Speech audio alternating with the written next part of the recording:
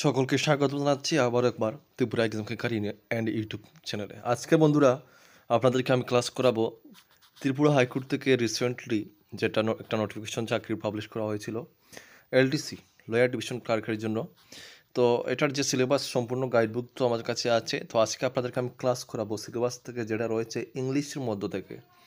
English থেকে আপনাদের যেগুলো থাকছে 30 মার্ক থাকবে, তার মানে ইংলিশে কিন্তু আপনাদের ভালো স্কোর করতে হবে। আর আমরা আমাদের সিলেবাসে ইংলিশ সম্পূর্ণ কভার করেছি।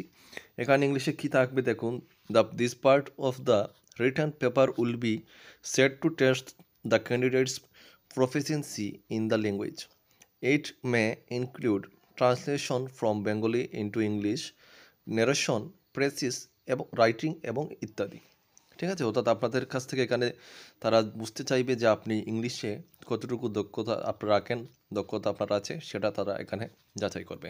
ঠিক আছে, তো আজকের ক্লাসে আমরা বাংলা থেকে আমরা কীভাবে, আপনারা যেখানে বলা হয়েছে বেঙ্গলি টু ইংলিশ, হ্যাঁ, তো আমরা বেঙ্গলিকে কীভাবে ইংলিশে ট্রান্সলেট করতে হয়, মানে কয়েকটা আপনাদেরকে এরকম আপনাদেরকে সামনে দেখাবো। হ্যাঁ, তো এগুলো প্র্যাকটিস করলে অবশ্যই আপনারা বাড়িতে বসে যদি প্র্যাকটিস করেন তাহলে আপনারা এগুলো কিন্তু খুব বেশি করে প্র্যাকটিস করতে হবে। এগুলো যে হুবহু কমন আসবে এমন কোনো কথা না, এটা ম্যাথমেটিক্স আর এগুলো, ঠিক আছে, এগুলো প্র্যাকটিস করতে হবে। প্র্যাকটিসের উপরে আপনার ইংলিশটা আপনার ভালো, এটা ইংলিশটাতে আপনাকে ভালো করতে হবে। যতক্ষণ পর্যন্ত প্র্যাকটিস না করবেন তাহলে এগুলো পারবেন না। ঠিক আছে, তো আর সময় নষ্ট করছি না, আজকের ক্লাসটা আমরা শুরু করছি। আর যারা সম্পূর্ণ গাইডবুক নিতে চান আমাদের স্ক্রিনে ডিটেলস রয়েছে, আপনারা আমাদের হোয়াটসঅ্যাপ নাম্বার স্ক্রিনে দেওয়া আছে, হোয়াটসঅ্যাপে যোগাযোগ করে আপনারা নিয়ে নেবেন। সবাই ভালো, ঠিক আছে, তো সবাই আমাদের ভিডিওটা অবশ্যই দেখবেন। আর ক্লাসটা শুরু করছি। তো দেখুন, বাংলা থেকে ইংরেজি অনুবাদ, Bengali to English passage translation. ঠিক আছে, এরকম আপনাদের সামনে একটা বাংলাতে একটা প্যাসেজ আসবে, এইটাকে আপনাদের সম্পূর্ণ ইংলিশে ট্রান্সলেট করতে হবে। ঠিক আছে, তো যেমন দেখুন এখানে একটা প্যাসেজ আমরা রেখেছি, বিজ্ঞান পাঠ এখন ছাত্রদের কাছে একটি উন্মাদনা। পাঠক্রম হিসাবে বিজ্ঞানের গুরুত্ব নিয়ে কোনো প্রশ্ন চলে না। বিজ্ঞান পাঠের সুবিধা ও সম্ভাবনা অনেক। বিজ্ঞান পাঠ এখন এত জনপ্রিয় যে অধিকাংশ ছাত্র ও তাদের অভিভাবকরা একেই জীবনের চরম লক্ষ্য মনে করেন। ঠিক আছে, মনে করে বিজ্ঞান পাঠের সুযোগ না পেলে জীবন অর্থহীন মনে করে। উচ্চ মাধ্যমিক স্তরে বিজ্ঞান পাঠ করলে তবেই ইঞ্জিনিয়ারিং বা ডাক্তারি পড়ার জন্য পরীক্ষা দেওয়ার যোগ্য বলে বিবেচিত হয়।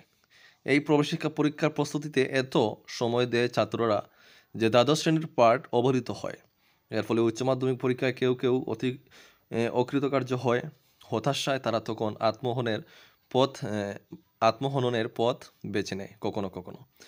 শিক্ষক ও অভিভাবকদের উচিত ছাত্রদের ঠিকভাবে ভাবতে শেখানো। তো এই যে বাংলায় এখানে জিনিসটা আলোচনা করা হলো, এটাকে এখানে ইংলিশে ট্রান্সলেট করা হয়েছে, এরকম আপনাদেরকে ট্রান্সলেট করতে হবে।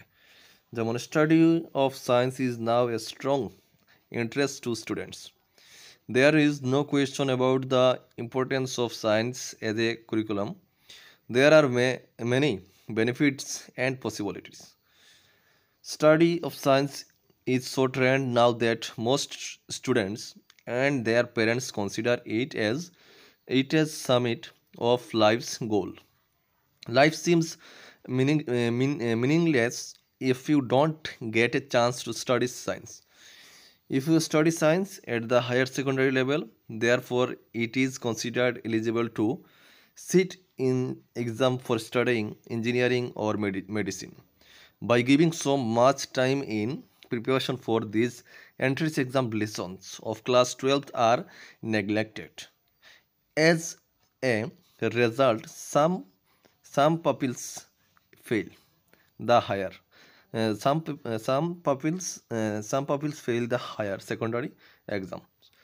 There, after sometimes they choose the path of suicide in despair. Teachers and parents should teach students to think correctly. তো এই যে এরকম সুন্দর করে আপনাদেরকে, মানে যেটা বলা হবে সেটাকে সুন্দর করে আপনাদেরকে ট্রান্সলেট করতে হবে। ঠিক আছে, সেম আরেকটি আপনাদেরকে এরকম বাংলা অনুচ্ছেদ আপনাদেরকে সামনে আমি দেখাচ্ছি। নোবেল পুরস্কার লাভের পর রবীন্দ্রনাথের নাম সমস্ত পৃথিবীতে ছড়াইয়া পড়িয়াছিল। হ্যাঁ, তো এখানে যেমন Rabindranath name and fame spread all over the world after he had been conferred with the Nobel prize. ঠিক আছে, তারপরের লাইনটা হচ্ছে, তাহার রচনা পড়িবার জন্য সর্বদেশের লোক উদ্গ্রীব হইয়া উঠিল। People from all the countries became very eager to go through his creations. ঠিক আছে, তারপর লাইনটা হচ্ছে নানা ভাষায় তাহার গ্রন্থ অনুদিত হইতে লাগিল। His books started to B translated into various language. ঠিক আছে, ভেরিয়াস ল্যাঙ্গুয়েজ। তারপর দেশের প্রতি রবীন্দ্রনাথের প্রেম সুগভীর হইলেও বিদেশকে তিনি কখনো ঘৃণা করেন নাই। রবীন্দ্রনাথ তাহার এই প্রাচ্য ও প্রতীচ্যের মিলনের বাণী লইয়া বহু দেশ ভ্রমণ করিয়াছিলেন। তারপরে বলা হয়েছে তেমন অলবেইট the nourished great love for his motherland, he never despised foreign countries. Rabindranath Tagore foreign countries. ঠিক আছে, Rabindranath Tagore travels Bengal with the message of union between east and west. ঠিক আছে, তারপরে এখানে যেটা বলা হয়েছিল যে বহু দেশ ভ্রমণ করিয়াছিলেন। ঠিক আছে, তারপরে যেমন যেখানে তিনি গিয়েছেন সেখানেই লোক তাহাকে সাদর অভ্যর্থনা করিয়াছে এবং সাগ্রহে তাহার বাণী শ্রবণ করিয়াছে।